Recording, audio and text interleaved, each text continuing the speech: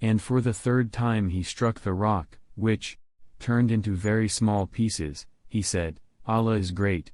I have been given the keys of Yemen. I swear by Allah, I can see the gates of Sana'a while I am in my place. The same version was narrated by Ishaq Ibn Hisham 330,331. The northern part of Medina was the most vulnerable, all the other sides being surrounded by mountains and palm tree orchards. The Prophet, PBUH, as a skillful military expert, understood that the Confederates would march in that direction, so the trench was ordered to be on that side.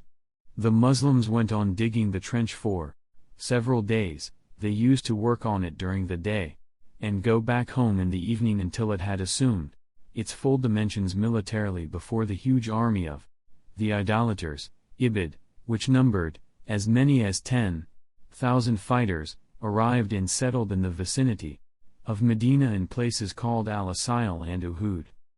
And when the believers saw Al-Azab, the Confederates, they said, "This is what Allah and His Messenger, Muhammad, PBUH, had promised us, and Allah and His Messenger, Muhammad, PBUH, had spoken the truth," and it only added to their faith and to their submissiveness to Allah. Al-Quran 33:22. 3,000 Muslims, with Muhammad, PBUH, at their head, came out to encounter the idolaters, with Allah's promise of victory deeply established in their minds. They entrenched themselves in Sila mountain, with the trench standing as a barrier between them and the disbelievers.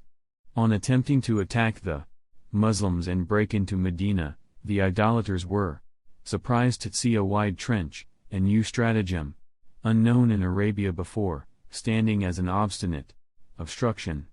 Consequently, they decided to lay siege to Medina and began to maneuver around the trench, trying hard to find a vulnerable spot through which they could infiltrate into Medina. To deter their enemies from approaching or bridging any gap in their defenses, the Muslims hurled arrows and engaged in skirmishes with them. The veteran fighters of Quraysh were averse to this situation, waiting in vain in anticipation of what the siege might reveal. Therefore they decided that a group of fighters led by Amr bin Abd-e-Wad, Ikrimah bin Abi Jahl and Dirar bin al-Khattab, should work their way through the trench. They, in fact, managed to do that, and their horsemen captured a marshy area between the trench and Sila mountain. Amr challenged the Muslims to a duel, and Ali bin Abi Talib was deputed.